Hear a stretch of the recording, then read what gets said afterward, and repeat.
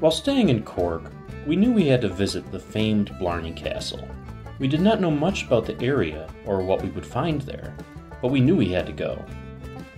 We found a great deal with Paddywagon Tours, a tour operator located around Ireland, to take us to Blarney, and then also to the nearby city of Cobh. In fact, we had already taken a Paddywagon tour of Galway and the Cliffs of Moher about a week earlier, so we knew what to expect with them. Be sure to check out our experience in Galway and the Cliffs in the link down below. Cork is the second largest city in Ireland, and it's located in the southern part of the country. To get there, we took the train, so we didn't really have any other form of transportation other than tour companies or public buses to get around. We thought by taking a tour company it would make our life a little bit easier. After all, it was only about €30 per person for the tour from Cork to Blarney, and then from Blarney to Cobh before arriving back into Cork in the early afternoon. We made our way to the Paddywagon Cork office right in the center of the city around 8 a.m. An unmarked white bus picked us up at the office a few minutes later. We were not expecting this bus to pick us up. After all, our bus with Paddywagon in Dublin was completely wrapped in the green Paddywagon logo. However, it seemed like sometimes the number of people on this tour varies, so they rent a different size bus every time. This bus was comfortable enough and very spacious for the 20 people on this tour. We arrived at the Blarney Castle and Gardens about 20 minutes after departing Cork. Our driver let us loose and he told us to be back in the bus after about 2 hours, which turned out to be a perfect amount of time to explore the castle, the grounds, and the nearby shopping area. We started around the grounds on the Forest Trail, an area of the grounds that's heavily forested and honestly a little bit creepy. Hey guys, so we are at the Blarney Castle and Blarney Gardens, and we're just taking a look around right now. We were taken here with our Paddywagon Tours, so we're going to Blarney first, and then Cobh, a little seaport town, a little bit later on. Yeah, we have about 2 hours at Blarney Castle at this spot, so we'll see what we can see. What we can see, yeah. It suddenly feels like we're out in a forest.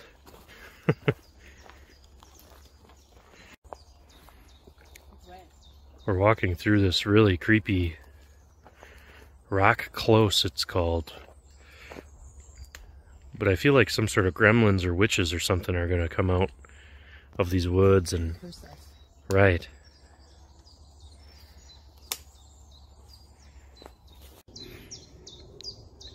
Dark, creepy, witchy looking path? Or the light path? I think we'll go this way. We're back on familiar ground here. We can see the castle in the distance. No curses for us today. From the Forest Trail, we made our way over to the Blarney Castle. This castle was a fortification built by Gaelic lords in the 15th century. It's really more of a tower house if you're getting specific, but for most people it has all the features of a well-maintained medieval castle. Of course, on top of the Blarney Castle is the famed Blarney Stone. To get up to the stone, you have to climb countless stairs and walk through incredibly tiny and comfortable spaces. You really get a feeling of what it was like to walk around a medieval castle here. Yeah, rustic.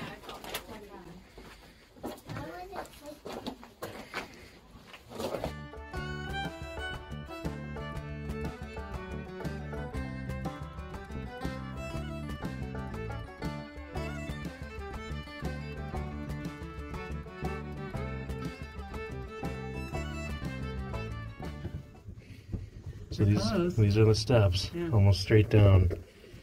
A little narrow. Legend has it that the original builder of the castle was involved in a difficult lawsuit in the 15th century. In order to win this lawsuit, he appealed to the nearby Queen of the Banshees for help. She told him that if he kissed the first stone he found in the morning on his way to court, he would win his case. After he did this, he pleaded his case with eloquence and won. As a result, he ended up fixing this stone to the top of the tower. Now, tourists come to kiss the stone to be given the gift of the gab, or the gift of eloquent speech. Whatever the true origin of the stone, the fact remains that this stone is by far the most visited tourist attraction in the area. We made our way down from the tower after seeing the stone. and we walked through all of the different exhibits and rooms that are in the castle. Where are we, Catherine? We're in the kitchen. Yeah. Yeah, I think you're in the fireplace. Oh, geez.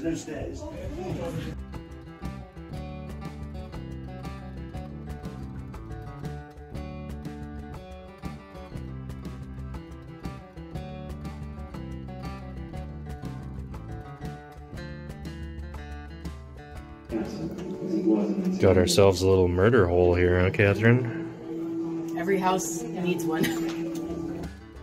We also took a walk around the remaining portions of the castle wall, which are very few nowadays.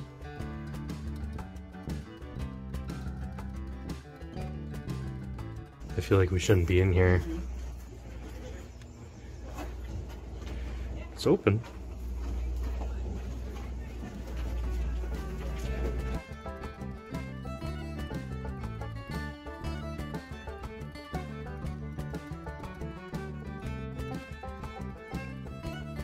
The grounds around the Blarney Castle are enormous, and contain much of the original estate that the owners of the Blarney Castle had. In addition to the forest we already walked through, we walked through the water garden and boardwalk and the carnivorous courtyard. These gardens are maintained by several expert gardeners who are committed to making the grounds a sanctuary for many different types of plant species.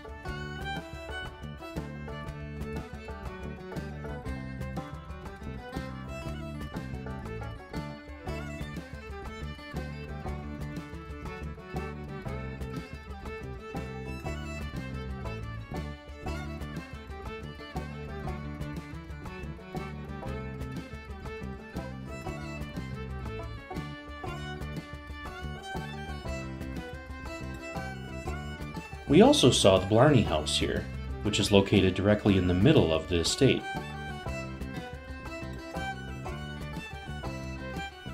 This house was built in 1874 and is where the family moved after they moved out of the house that used to be attached to the castle.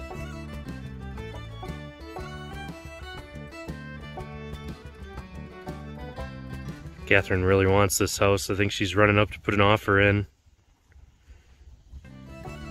You can tour this house with an additional ticket and learn more about the builders and owners of the estate throughout the years.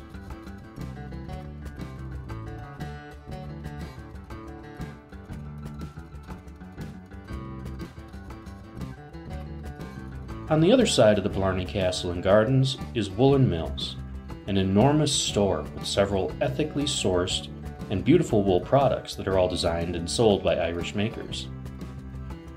Of course, we had to get Catherine an authentic Irish wool sweater here, as well as a few other knickknacks.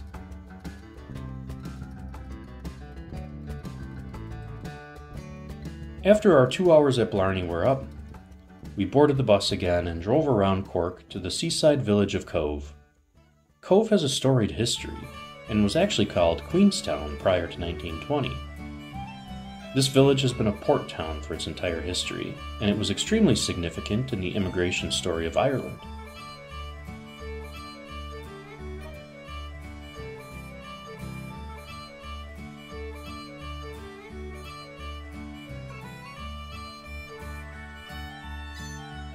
Cobh is also famous for being the last port of call for the Titanic on her maiden voyage.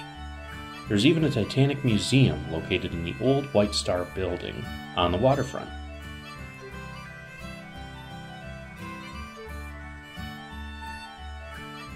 After taking a look at the Titanic Museum, we headed up the central hill in the town to the Cathedral Church of St. Coleman.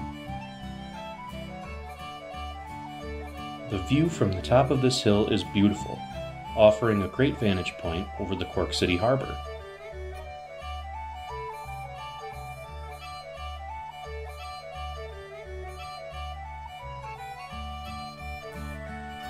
St. Coleman is really not that old, being built only in 1919, but it's a beautiful cathedral, and actually the fourth tallest church in Ireland.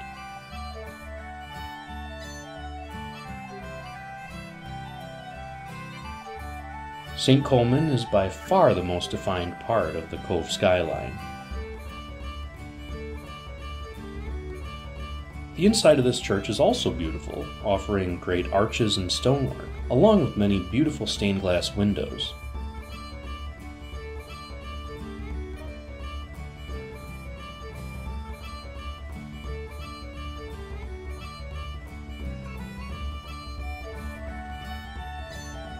While we were at St. Coleman, we also found ourselves walking through a free exhibit of an enormous rotating globe. This globe was here to commemorate and build awareness for a concert that was taking place later that night, featuring Holst's The Planets.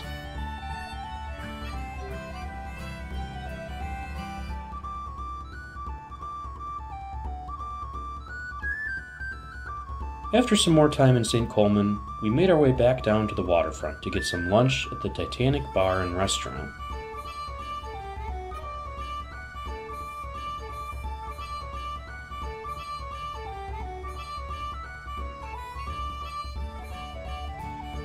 This restaurant contains several tables on the outside of the dock, as well as a beautifully appointed bar and indoor area. It was a beautiful day, so we decided to eat outside and watch the ships pass by.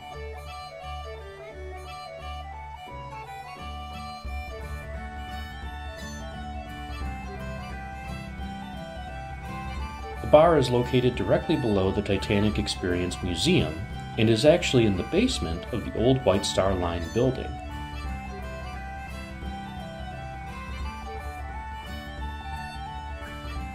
Our lunch here was great, and we loved spending time in this historic place.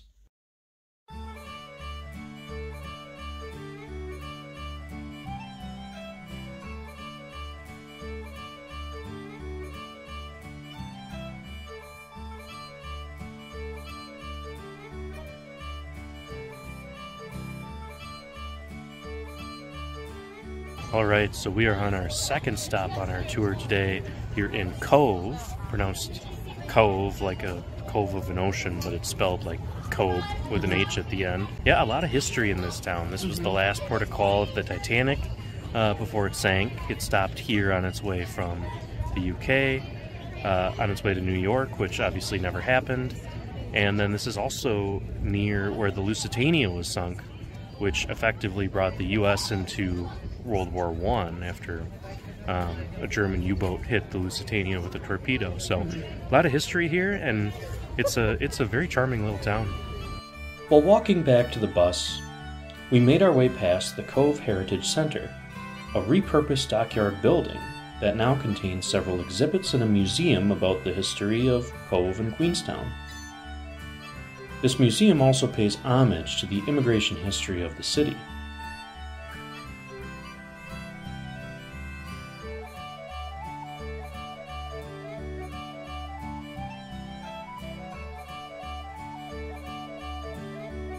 We really liked the statue directly outside the Heritage Center depicting Annie Moore and her two younger brothers. Annie was an Irish immigrant who traveled on a ship out of Cobh to the United States in 1892, and she's actually better known for being the first person to be processed through Ellis Island in New York. After visiting this monument and the Heritage Center, we got back on the bus and made our way back to Cork, which took about 15 minutes. We were able to see and experience a lot with this Paddywagon tour, and we thought it was a great value for money. If you have a car and are willing to find parking, it would of course be cheaper to drive. These locations are all very close to each other, and we really didn't have to spend much time on the bus.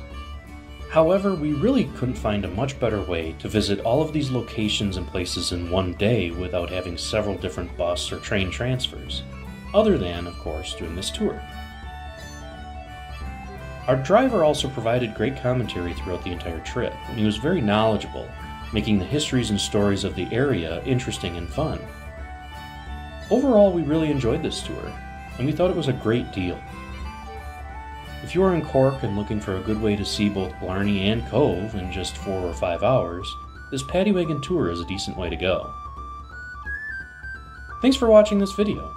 You can check out all of our other videos in our Ireland series in the link down below. See you next time!